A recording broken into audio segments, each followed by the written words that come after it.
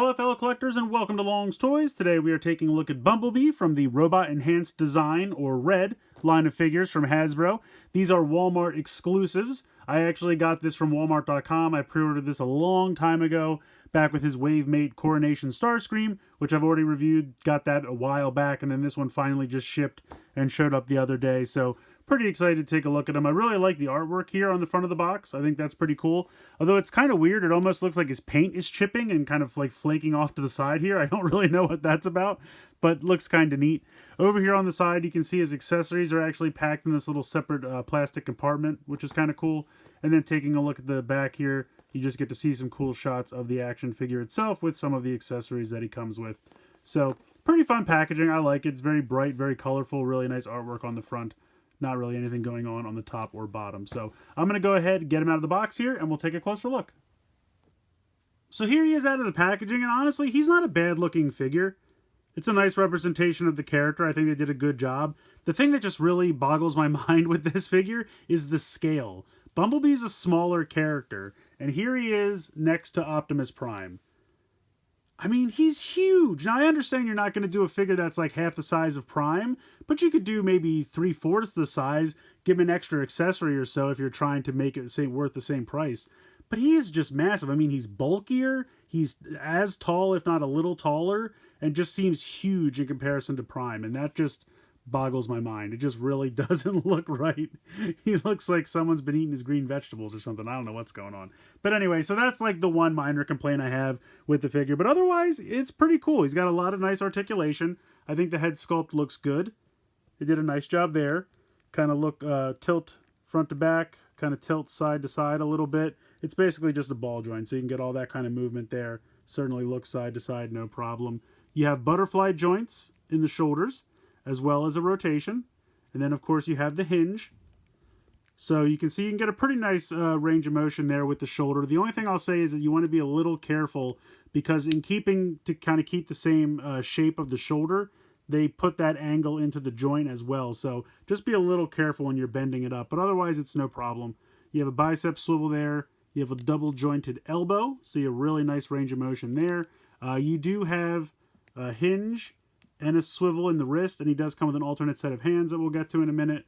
The chest plate here actually does unpeg. It's a little bit softer plastic, and you just kind of unpeg it there. It's just one big peg. And when you do that, you can get really nice range of motion here out of the abdomen crunch, which otherwise you wouldn't be able to get. Honestly, that's how I first found out this popped off. I went to do the ab crunch, and it just kind of flew this across the room. So just be a little careful with that. But you do have a nice swivel there in the waist as well. You can kick forward. You can kick back. You have a nice hinge for out to the side. You have a thigh swivel there. You have a double jointed knee, which is nice. So a nice range of motion there. And then with the ankle, you have a hinge, as you can see right there, kind of like the way the wrists work. And you get a little bit of front to back. Not too much. It's really mostly just that hinge. But like I said, there's a lot of nice articulation. He looks good. He's just massive. Oh, he also has this tire on the back.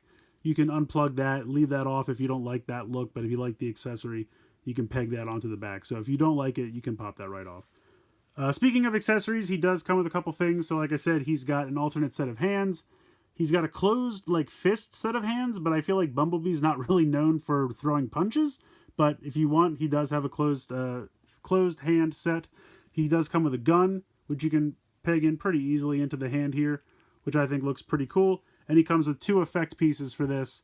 He comes with this little bit longer one that I think looks okay, but I think it looks a little weird. I like the second one. I think this one just works a little bit better and just looks a little bit more natural for this size gun. So I prefer that effect piece, but you do get two, so you have some options there. And then he just comes with a random Energon cube. Doesn't even really have like a good way to hold it because it doesn't really fit in this kind of hand. I would have liked to have maybe like a little bit wider open hand so that he could actually hold the cube, but unfortunately not the case. But it's a cool little accessory, just kind of a little neon pink plastic cube there. So not too much going on with that. So overall, I really think it's a decent figure, and it feels a lot more solid than the previous ones that I've gotten. The first wave I felt the most hollow, and it felt like, you know, the plastic was a little bit cheaper. But this one actually feels pretty solid. Now, he's got this battle damage, and I thought we were done with this. I didn't like it in Siege. I don't like it here. But he's got some on the forearm here. He's got a little bit on the chest, this forearm as well, and then a little bit on each foot. So I don't know. I don't know why that needed to be here. None of the other figures in this line have had that, and it just kind of looks out of place. At first, when I saw it in the packaging, I thought I got kind of a messed up paint application or something. I thought it was a mistake, not actually meant to be that way. So it's a little weird looking. I don't really get it, but I'm sure you could probably paint over it if you wanted to. I also don't get why the inside of his forearms are black. Not a huge problem, but just a little weird. But otherwise, it's actually, I think, one of the better figures we've gotten. Like I said, it feels more solid. The plastic feels a little bit less cheap. The articulation's good. He looks good. Nice, solid robot mode. The accessories he comes with are decent. I don't really need the extra set of hands, but they have it. The Energon Cube, again, I don't need it, but it's there. And I do like the effect piece, and I like the gun. So, yeah, overall, it's a decent figure. It's just the size perplexes me, and I don't understand the need for the battle damage. That just makes it look dirty to me, and otherwise I wish it was just all clean. But I really like the Autobot symbol there on the chest. Very nice and bright. Yeah, it's a decent figure. I definitely think it's one of the better ones that they've done. I really just can't get over this. That just looks so bizarre to me. But if you can get past that, it's a decent little figure. Maybe you're not buying the whole line. I don't know how many more of these I'm going to buy, I'll be quite honest. But if you just want a decent little Bumblebee figure to put on your desk or something, I think he's pretty cool. So let me know what you guys think in the comments below. Please like, share, and subscribe. Hope you guys enjoyed the video. And as always, thanks so much for watching.